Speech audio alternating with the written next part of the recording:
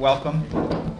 I'm Mark Crispin Miller. This is our first Tuesdays series at what we now call the McNally-Jackson Bookstore. It's been rechristened.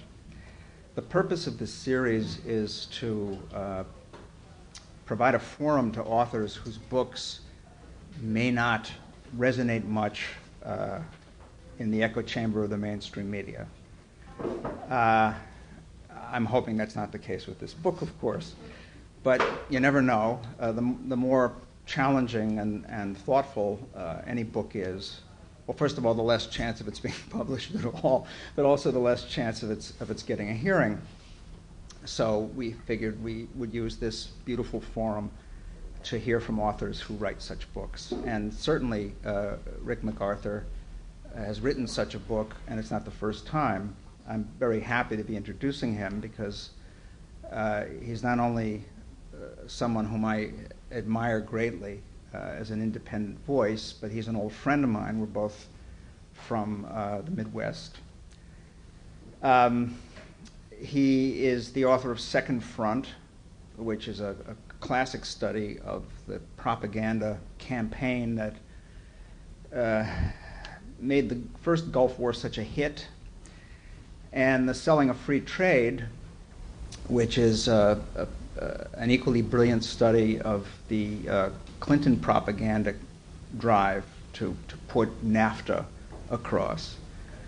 I also should mention that Rick is the publisher of Harper's, which is, I think, the best magazine in America, and in no small part because Rick is the publisher.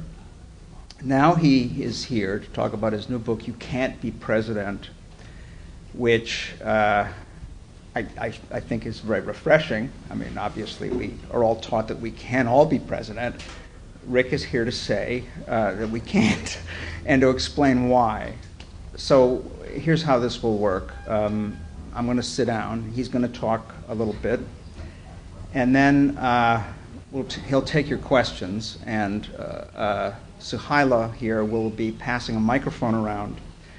And it's very important that you hold the question until you get to the microphone because this is being recorded for posterity. So please join me in welcoming Rick MacArthur.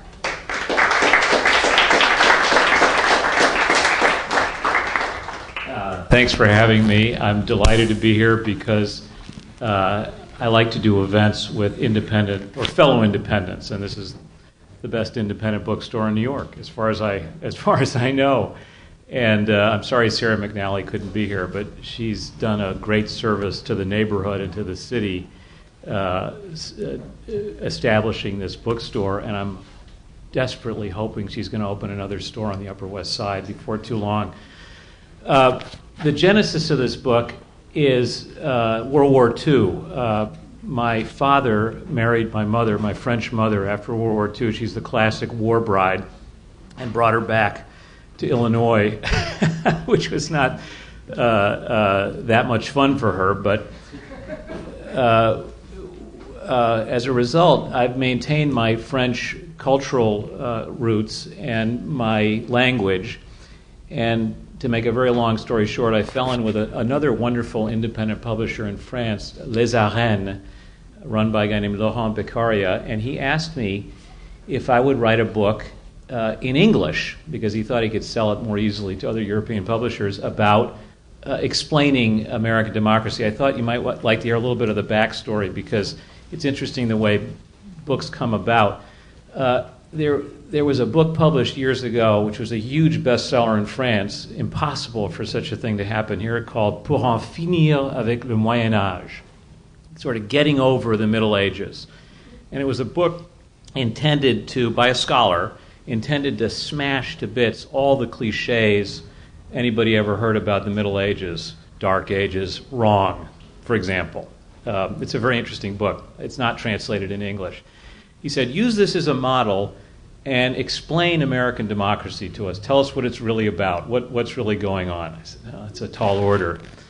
And he imagined it as a kind of pamphlet, or longish pamphlet, maybe 35,000 words. But once I got into it, and I'm 6 chapters into it, I said, my God, as I write this, I realize there's a lot I don't understand about American democracy technically and historically, and I know damn well that if I don't, many of my fellow citizens don't know much about it.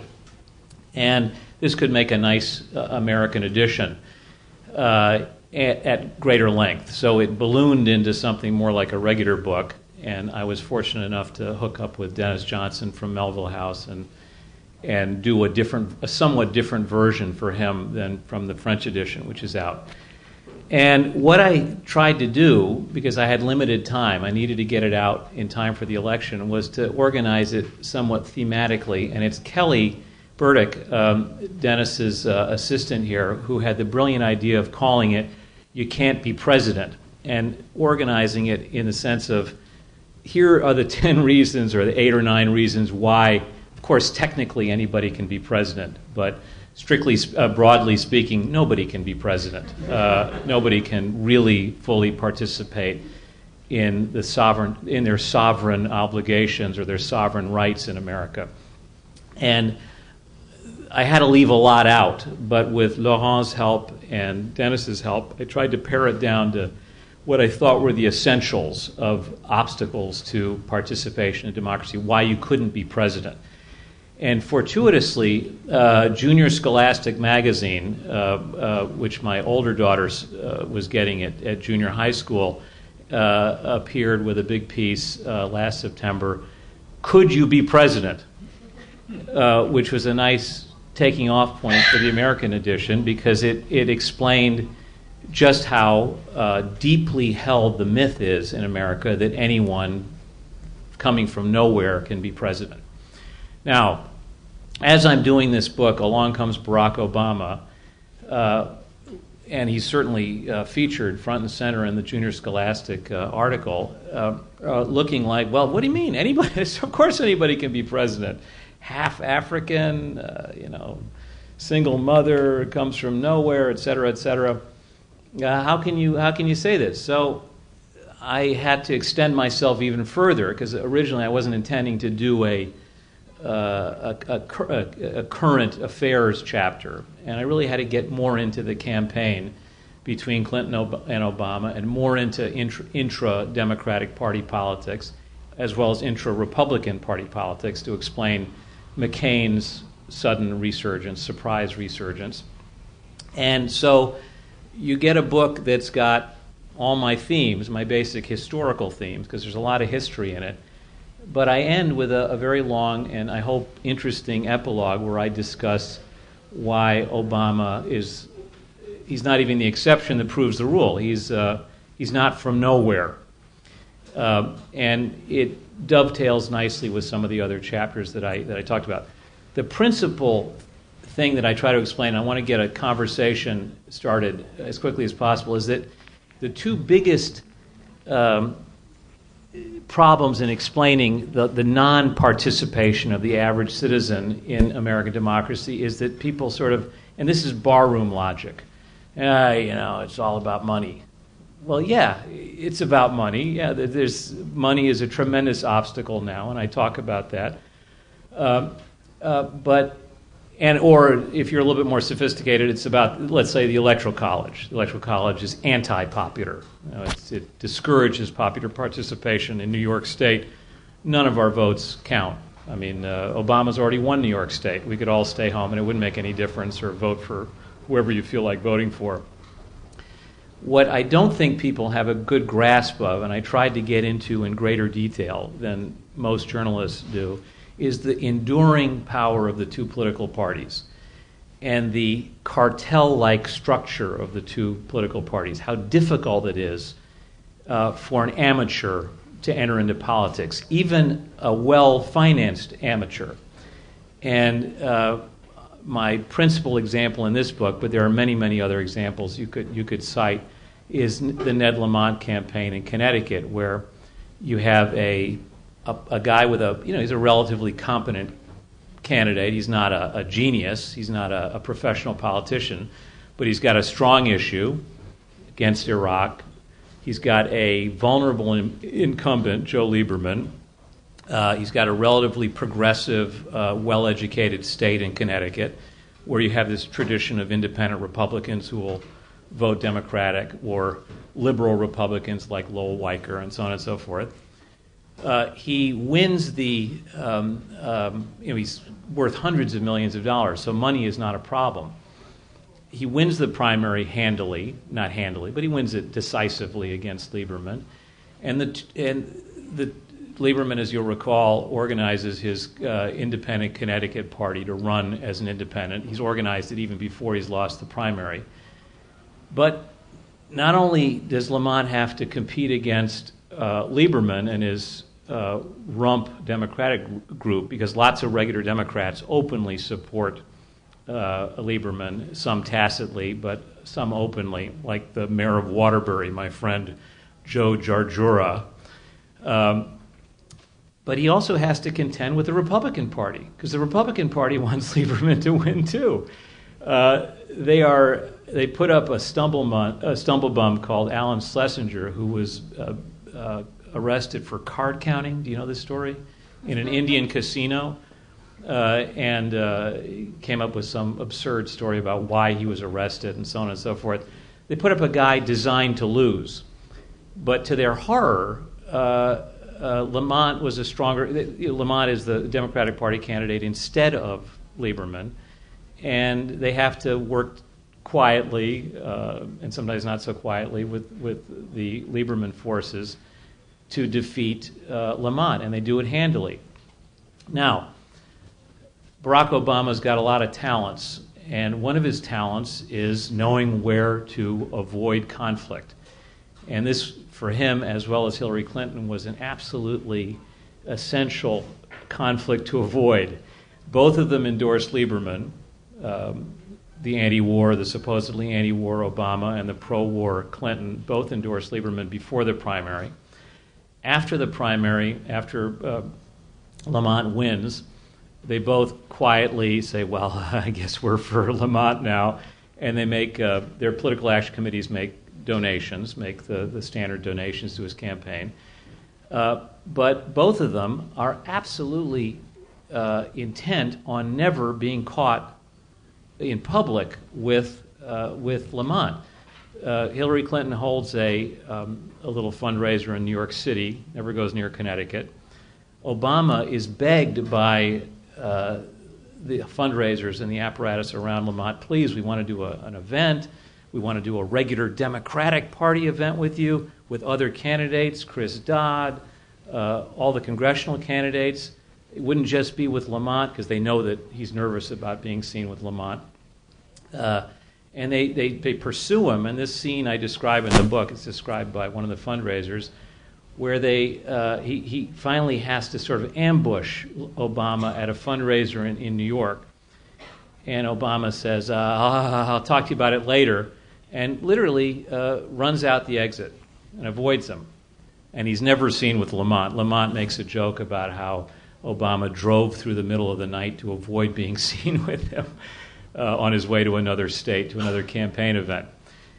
So this is the power of the regular Democratic Party.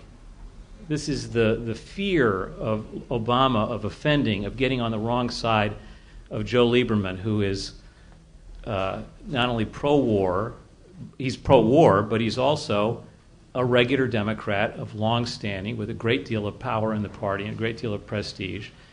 This is not something Obama wants to mess with.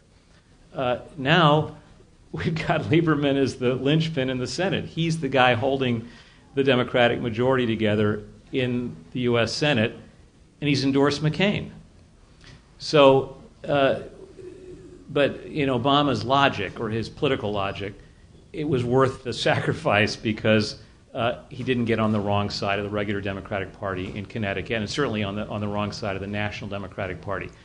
So I urge you, when you read it, or if you read it, or if you think about this or discuss it with your friends, to not fall into the cliche, and this is one of the things I was trying to do with the book, that it's all about money or it's all about TV, because that's another cliche, is that, oh, you have to look good on TV, or otherwise you can't win.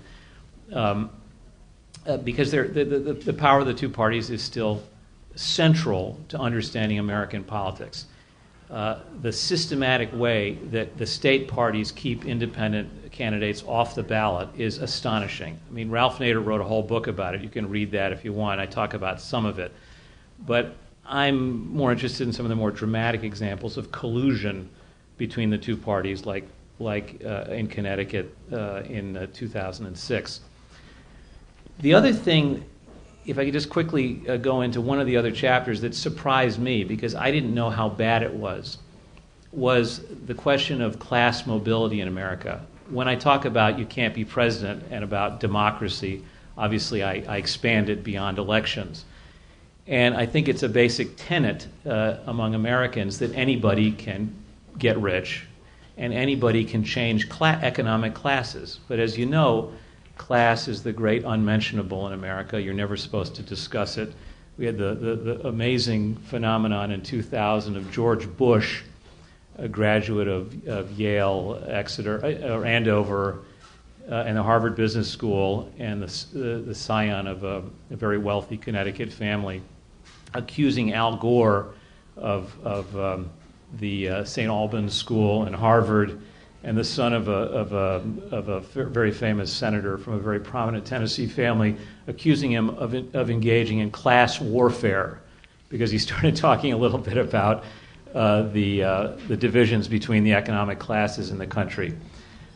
So I went to the studies, partly with the help of Paul Gleason, my researcher, and David Johnson, who's sitting over here.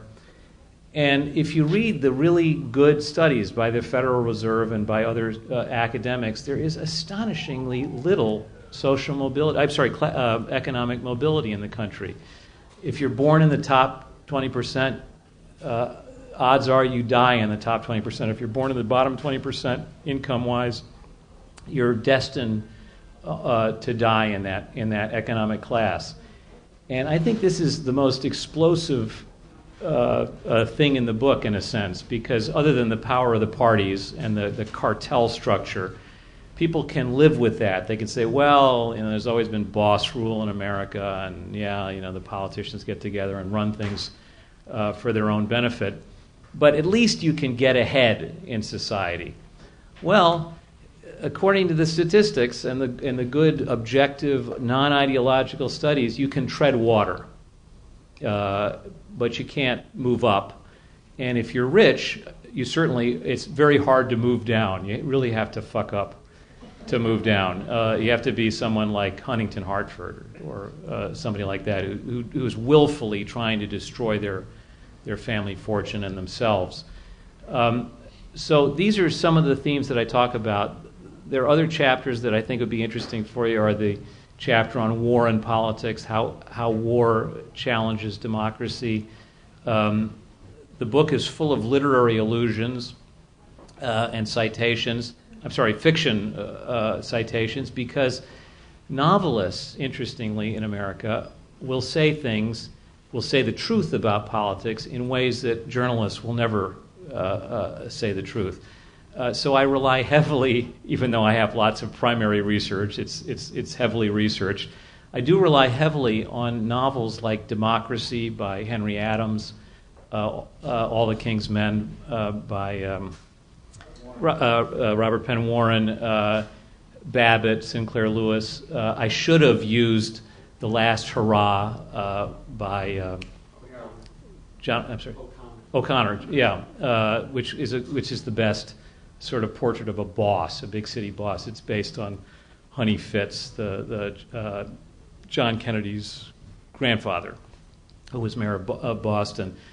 Because you'll get honest renditions of the kind of conversations that go on between politicians. Because if you knew the way politicians talked among themselves, you'd be discouraged, but you'd also be scandalized and angered about the way they talk about voters, about average people.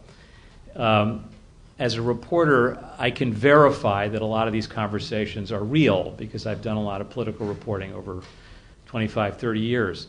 But the novelists really get to it more, in some ways, more incisively, more accurately than the journalists. So I want to open it up to a conversation, if you want to, because we have, about a half an hour, and anybody can ask me anything they want.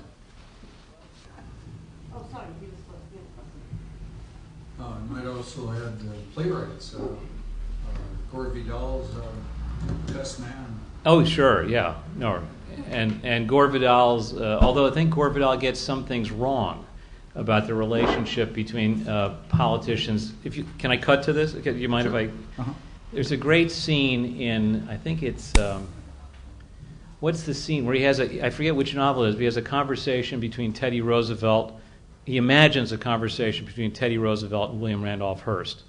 And he has Hearst dressing Roosevelt down, saying, "You pipsqueak, you little nothing. Don't you realize we're the ones who run the country. We're the money. We're the power," and so on and so forth. This is false. Politicians have the power in this country, and the typical conversation is the other way around. It's the politician dressing down the businessman, saying, "You son of a bitch, you don't support me, you don't contribute to my campaign. Goodbye to your tax loophole. Goodbye to the favors that I was promising you the next time around when the bill that matters to you comes up in committee." And I know this because lobbyists have told me, politicians will never tell you this, almost never. But lobbyists, if you interview enough of them, will tell you, they will describe scenes where it's the politician dressing down the businessman, or the politician dressing down the lobbyist, or the politician, in the case of Chicago, where we're from, or Cook County, dressing down the labor leader, saying, "You little shit, who do you think you are, head of your little labor union? I'm the boss. And if you want to get anything in this, any favors, anything done in this city or in this county, you better toe the line." And I'll talk about that a little bit more if you want. But Vidal is great on a lot of stuff. It's just that on the power and Ned Lamont says this to me in the book. He says, in an interview, he says, the typical relationship between a politician and a businessman is a shakedown. The politician shaking down the businessman, not the businessman bribing the politician. This is another thing that people have a hard time parsing.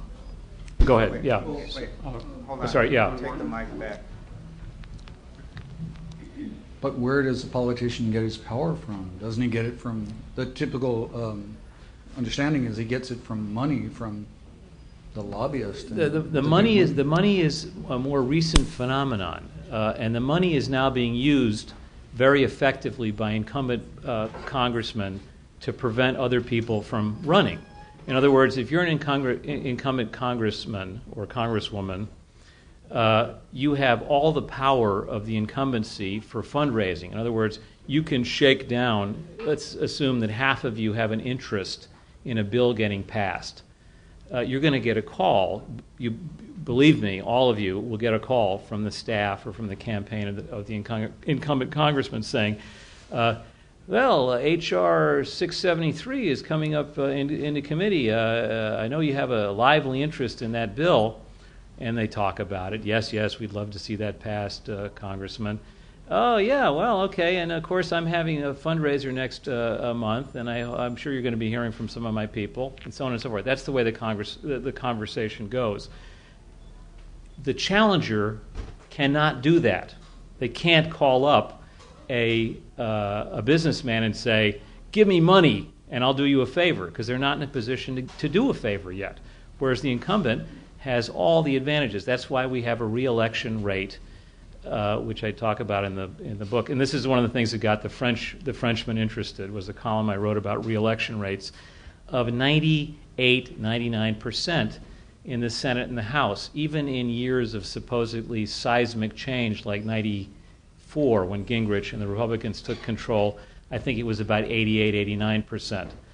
The re-election rate is at the highest level. Also in state legislatures, it's over 90% since World War II. That's because the incumbents have learned how to harness money to keep competitors out. And they're shaking people down partly because of the campaign finance reforms after Watergate. They're shaking people down more systematically and effectively than they ever were before. Now, that being said, in Chicago, and Chicago maybe is the extreme example, or in Cook County, it doesn't matter if you have money. if you haven't demonstrated loyalty to the local Democratic Party in myriad ways, you don't get slated. You don't get to run. And this is another thing that I try to talk about somewhat. I wish I could have done more reporting on it. Barack Obama, when I say he doesn't come from nowhere, he doesn't come from nowhere because he could not be where he is today without the sponsorship of the Cook County political machine, the Daley organization.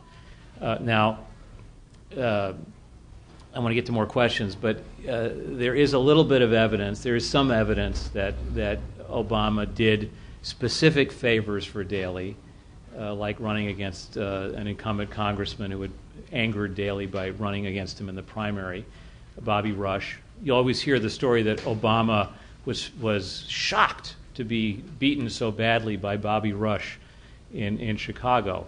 And I don't buy that story. I think it's more plausible. I can't prove it, but it's more plausible that and I have some sources to back this up, that Daley encouraged Obama to run against Rush, to punish Rush for his disloyalty, knowing that he would lose. Obama lost, and then he was rewarded with a clear path to running for Senate. And Daley's most trusted advisor is David Axelrod and one other guy whose name escapes me. But that's party loyalty. That's about doing favors to the guy who's been running things for a long time and being rewarded for your loyalty. So I guess this means we also can't grow up to be Elvis Presley or Michael Jordan or anything. On the surface, you already answered one-third of this question. Right. On the surface, Lincoln, Kennedy, and Obama came out of nowhere in the sense they served, 2 terms in state legislature, 1 term in Congress, and boom, they're in the White House. On the surface. Shoot down that argument. Well, Kennedy doesn't come from nowhere because his grandfather was head of the Boston political machine, Honey Fitz, the aforementioned Honey Fitz, and his father had a lot of money, and he did serve 2 Senate terms, didn't he? JFK. He was elected twice to the Senate. He was a congressman and so on and so forth. So he had political sponsorship in Boston from the beginning, from the regular organization. Obama also. Who was the third person? Lincoln is a more interesting case, and I talk about Lincoln because Lincoln had to found his own party to win, to get in, really. And that's really if you ask me for suggestions on what needs to be done, I have to go back to Lincoln and Jefferson, who were both party founders. Remember, Lincoln had a phenomenally unsuccessful electoral career. He runs for, I think he was in the state legislature, but he gets 1 term in Congress. And historians are divided on why he did it. And I go into it in some detail, his decision to denounce the Mexican War, which was really an invasion. I mean, it was very Iraq-like, although it was a little bit more. It's more complicated than that, but it's a preemptive, provocative war started by the United States, by Polk. Why Lincoln decided to denounce it at the last minute when it's almost over is something that we're not entirely sure of. But he did, and he did it, I'd like to think, at least 75% based on principle. The deal they had cut in Illinois was that, or in the 7th Congressional District, which he represented as a Whig, was that somebody else would get a chance to run after he'd served 1 term. But he wanted desperately to be asked to run for re-election. As soon as he opposed the Mexican War, and they hung him out to dry. The Whigs hung him out to dry. He was finished. He couldn't run. He not only couldn't run for re-election. Nobody asked him. He couldn't get the 1 patronage job he really wanted from the new administration, from the Zachary Taylor administration. And he was pretty much out of it. Then he runs again for Senate and loses again. So Lincoln, there is no Lincoln if he doesn't really, if there is no Republican Party founded. So he's the great exception, but he was a very successful party builder, and that's what makes it possible for him to get elected, along, of course, with the tremendous split in 1860. You got 4 candidates running. So makes it possible for him to win. I know a little bit about this also because of where I grew up in Cook County, and I know a lot about the history of the insurgent movements within the Democratic Party locally and also nationally. And I tell you, it's really hard to run against the regular party. Even Obama, I mean, you could, in Obama's favor, you could say, look, he took on the incumbent power that was Hillary Clinton and the Clintons, although they're not finished, and he beat them. But it took $150 million, $200 million, and the support of the Illinois Democratic Organization. He couldn't have done it without regular party support from Illinois and the money. He just couldn't have done it. Sorry. Yeah. Oh, sorry. Yeah.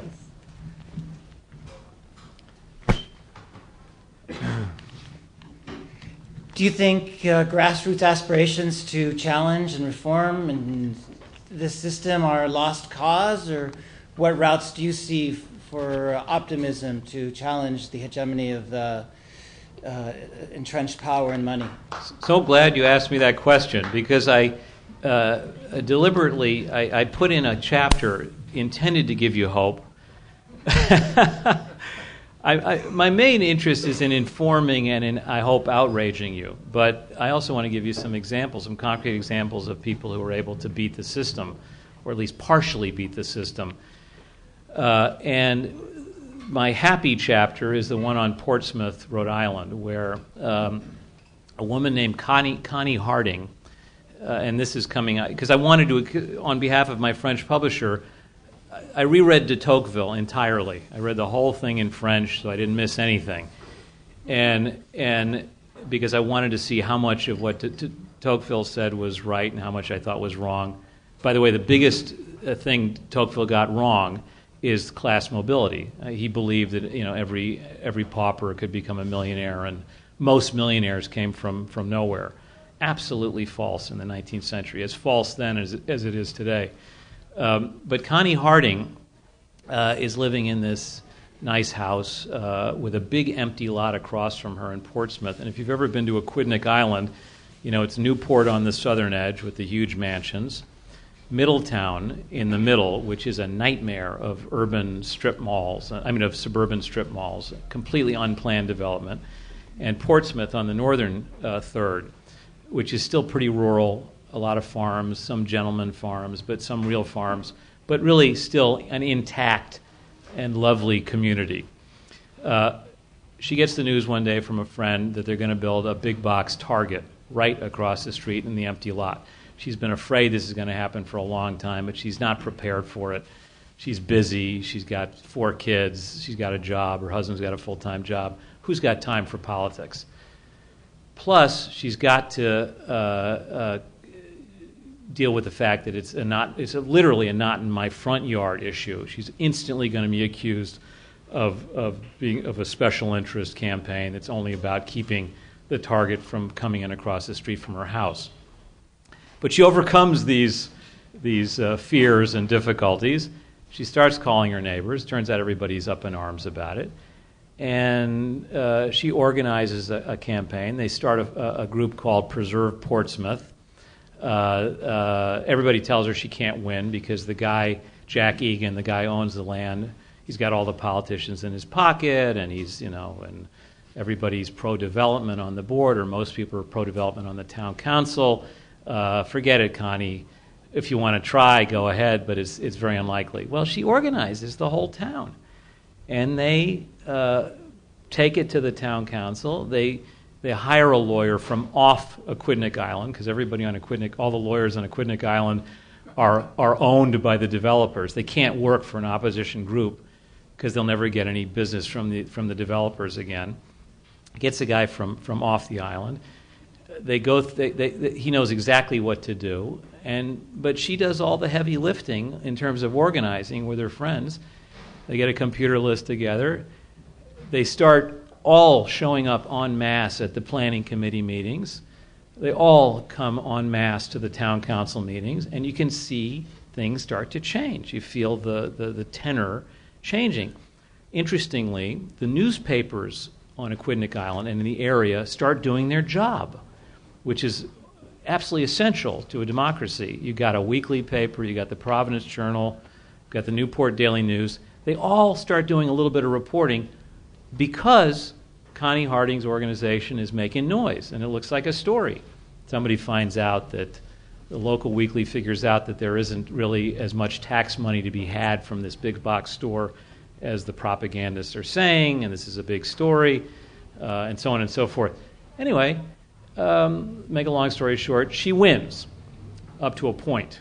I leave it a little bit ambiguous at the end because it's unclear whether Jack Egan at this very moment is negotiating with Walmart to put in what they call a Walmart country store. I think there's now this, because of opposition in various cities and towns to Walmart, they figured out how to package it differently at under 50,000 or under 40,000 square feet. But for now, she's won, and everybody in Portsmouth feels great about themselves. They feel empowered. I mean, I went to their meetings. I went up to the last meeting where they won more decisively and extended the moratorium on the big box development. It was an amazing thing to see what these people did and how excited they got and how angry the powers that be in town became as the opposition mounted. And the key moment, I hate to give this away, but I want to be entertaining. In the book, I think in terms of an optimistic scenario is when the local paper, the Seconic Times, interviews, or maybe it's the Providence Journal, interviews the lawyer for Jack Egan after the first moratorium has been passed. And I'm telling you, the town council has been packed. There's people with their heads, you think people are apathetic, not interested in politics. When they get something and they feel like they've got some power, they get very excited. There's hundreds of people outside and inside the room, packed to overflowing. And Bob Silva, the lawyer for Egan, doesn't even show up. He doesn't want to show his face because he's a little bit scared. The next day, he's quoted, or 2 days later, he's quoted in the paper saying, this was a phony victory. It was mob rule. So when he said it was mob rule that won the day, even the middle sort of nervous Nelly councilman backed off and said, hey, he can't say that. This is democracy. And that's when she knew she had it won, when Silva made this terrible mistake, called it triumph of mob rule. Can I say something? Yeah. Sort of in response to that question and in response to what you are, I think it's possible that that kind of thing may actually happen more than we think, and that what may look like a constant fixed victory by the incumbents may sometimes be the result of election fraud, which I guess you didn't talk about. I talk about election fraud in the book a little bit, but I'm more interested in the question. I thought what you might get to was, should Connie Harding run for office? That's the question. And I asked her, would you consider running for office after having won this great victory? And she says, I don't know. A lot of people said, yeah, I've got a talent for it, and yes, I should, and so on and so forth. I don't know if I could do it, blah, blah, blah. I'm not sure that that's the answer. I don't think you necessarily want Connie Harding getting into politics. I hear you. Because let me go on. Yeah, okay. But anyway. Now I'm not. Yeah. I completely agree with your thesis. I think the two parties have a stranglehold on American democracy. There's no question about it. But just talking about what democracy we do have, it could be that there would be more insurgent types elected on either side, right, if it weren't for the constant rigging of the election system. I'm going to give you one example, okay? There's a guy named Clint Curtis in Florida who ran against Republican Tom Feeney, a very powerful Florida Republican. very close to the Bush family, very close to the religious right. Curtis was a computer programmer and a Republican who ran against Feeney because Feeney actually approached him in 2002 or 3 and asked him if he could develop a computer program that would allow someone to alter vote counts from outside the system. And Curtis's affidavit is online. Of course, everybody ignored it, but he decided he would run against Feeney on the issue of election fraud and election reform. He ran against Feeney in 2006, and he lost. But knowing, as he did, that Feeney was involved in election fraud, what he did was he organized a canvassing drive in his district and went door to door and asked people to submit affidavits as to how they voted.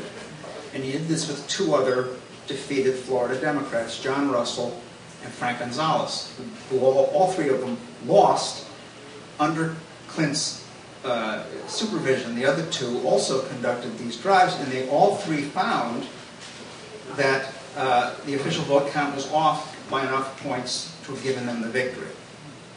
Okay, now what this means is that Feeney and Lincoln Diaz Balart, and I forget the other fascist who won, if they hadn't fixed the election, these 3 oddball Democrats would have become Democrats. Now, this part of the story totally bears you out.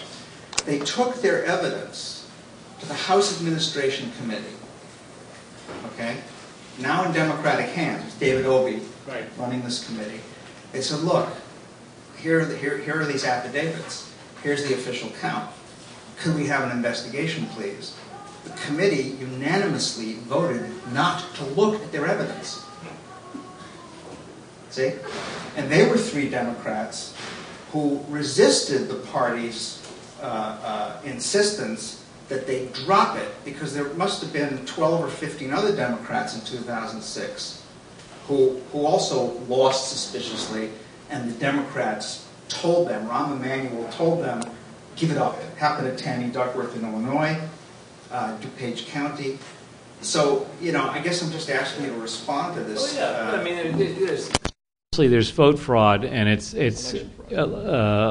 election fraud, vote fraud, and it cuts across both parties. I mean, I talk a lot about the Daley stealing the election for, evidently stealing the election for Kennedy in 1960, a lot about how Bush stole, how the Republican Party stole the election for Bush in 2000 in Florida.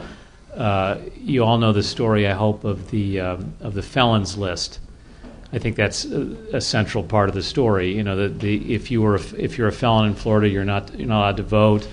So Katherine Harris and her colleagues put out fresh lists of felons just a few months before the election. So if your name was Jimmy Washington and you showed up at your local poll in Florida, and there was another Jimmy Washington who'd gone to jail, they'd send you away. And there were at least 8 to 20,000 people turned away. Almost all of them were black. 90% of them would have voted for Gore. There wouldn't be any argument about what happened in Florida if those people had been allowed to vote. And it is true that when there is a close election, you'll see remarkable cooperation and very little argument between the 2 parties. And maybe 1960 is a better example. But 2000 is a good example, too, where Richard Nixon is convinced that he's had the election stolen from him. But cooler heads prevail, and they say, look, Dick, you want to run again? You want to stay in politics? Drop this. So what if Daley stole it? We probably stole it somewhere else at another time. Gore, similarly, was very wimpy. I mean, the fact that Gore asked for recounts in 4 counties instead of the whole state, what does that tell you about Gore and his relationship to the Republican Party? Does he really want to win? At what cost is he willing to push it? Evidently not to the point of looking like a real competitive candidate. I mean, if he'd asked for a statewide recount instead of the 4 counties, I think the judicial opinion might have been a little bit different. But anyway, I'm completely in agreement that there's a lot of vote fraud, election fraud, and that the 2 parties cast a blind eye. On the other hand, you do have situations where people like our good friend, the chairman of the Judiciary Committee, John Conyers, does investigate vote fraud, like Ohio in 2004, which Mark wrote about very well in Harper's Magazine, and he's ignored, and he's a senior Democrat. He's not from nowhere either. So anyway, I'm not disagreeing with you. I'm just saying that, and I do talk about it in the book. So given this, why then are you feeling that Gore gave up? I'm sorry. Why do I think Gore gave up? Yeah. Well, I think the people around him said, and Kerry too. I think the people around him said, "Hey, it's politics, friend," And there are two parties, and we change positions from time to time. And this time you drew the short straw. Too bad. Well, wait. And the fact that you remember the famous scene in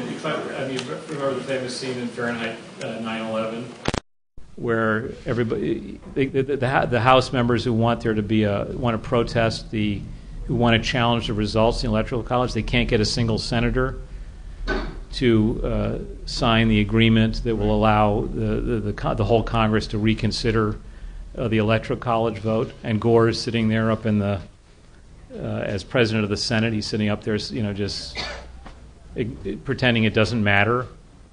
I mean, these are guys who are used to the game. They're used to the system, and they concede when they think it's in their interest, or when they're pushed too hard. And Nixon in 1960 is maybe the best example of somebody conceding when they didn't need to concede. How would it be the Democrats' interest to give up? Why is it monetarily or politically wise? Are they that afraid of the Bush administration? I think they're afraid of reprisal, yeah, but I think it's also that there's a habit of collusion between the two parties, of cooperation between the two parties. It's hard to break.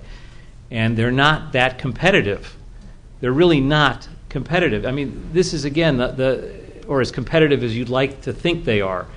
And this, again, is the hardest thing for people to grasp, the idea that the Republican Party in Connecticut, for example, in 2006, would deliberately lose because they'd rather have a Democrat win. Because for them, Lamont is trouble. Lamont is a new face. He's from outside the power structure. He's self-financed.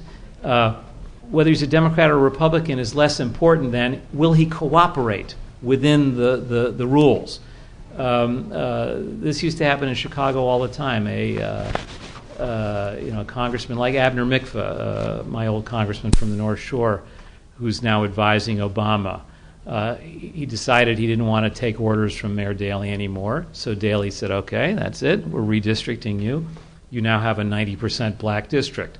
So Mikva, who was heavily reliant on white Jewish voters, had to move to the North Shore to run for Congress again. This is the way that, he's unusual, but he was punished. If you don't play the game, you get punished. You get a primary, you get redistricted. They make your life miserable. And it's not a game for the faint of heart. And Mikva then finally wins as an independent Democrat. This is in 76. And he serves a couple of terms, and then he would have been wiped out by the Reagan landslide in 1980. But he never gets back. Just because he wins his seat back or a seat back doesn't mean he's back in with the party regulars. Daley still hates him for his disloyalty. Bush still hates McCain for his disloyalty. You want to know why Bush isn't at the campaign? They hate each other. McCain and Bush hate each other. They're delighted not to be. Bush is delighted not to be there because he doesn't want to help him, and McCain is delighted not to have Bush there. Let me just. I want to just say one quick thing. Having been too much of an independent, too much of a rebel. I think that what you just said kind of clarifies for me a necessary distinction here between what has been standard practice between the parties for a very long time. Because your examples are all exceptional. I think they're absolutely right. But what has been happening since 2000 is not the same thing. because you can't really think of an example of a Republican candidate or the Republican Party ever deciding to take a dive or to take a loss for the sake of the totality, for this whole game to continue to be played. Well, I think that happened in Connecticut, though. I do think they took a dive in Lamont, Lieberman, When it comes to Schlesinger when it campaign. comes to people like DeLay, when it comes to Bush Republicans, what you see time and time and time again since 2000 is the Democrats being the ones who tell their candidates to throw in the towel. The guy in Connecticut, there was no chance that he was even close to winning. So that's not a serviceable example. Yeah, but there are at least 20 people in 2006, Democrats only, who were told, give it up, give it up. Kerry told me personally that he thought that the 2004 election was stolen. He told me this to my face. And then I told the story on Democracy Now! A week later, and of course people flipped out. It was all over the internet, and within 3 hours his office categorically denied we'd ever have the conversation. What I'm suggesting is, see, collusion is one model, and the parties have indeed been in collusion. There's no question about it. But what is happening now, I think, is that one of the two parties, which bears no resemblance to the Republican Party under Nixon, is much closer to fascism than it is to conservatism, and will do anything to destroy the opposition, and will do anything to push its agenda across. And to that end, it has not just engaged in old-fashioned vote suppression like with the Felons List, but they have engaged in machine fraud. They have altered outcomes. I don't think the last few elections were really close at all. They did it to Don Siegelman in Alabama. They did it to Max Cleland in Georgia. They do it time and time and time again. Now, I do think the Democrats tell themselves that they're in collusion. They say, hey, you know, we can't make waves. Our time, you know, your time will come next time. Just be quiet. You know, I think that Gore and Kerry and all these guys tell themselves that's what they're doing. But my experience has been that they can't face what's really happening. That they're too scared because they can't actually, you know, first of all, they don't believe in democracy at all, right? Al Gore said if we're going to fix the problem of 2000, we'd have to have a revolution in this country. He was kidding. That would never happen. So I'm simply saying that I think, I don't mean to hijack this discussion, but I think that something new has entered the equation. That's all I'm saying. We have another question, Yeah, so at points, the question of journalism has come up, and I was wondering, you know, with the increasing media ownership and this vast sort of, I guess it's called the echo chamber, how is it possible for independent journalists such as yourself or others to sort of make themselves heard and be taken seriously in the sense that, you know, if 98% of people on radio, TV, so on are telling you that this person is crazy, how are people supposed to find out that, you know, they're not and they're telling the truth? Well, it takes a lot of extra work. That's you know, I'm not comparing myself to a politician, but it's my task is similar to that of an insurgent politician. I've got to go up against the big media and try to work the system to get attention, free publicity, free airtime. You know, it's a lot of very complicated guerrilla tactics, and you also have to be willing to speak to small audiences.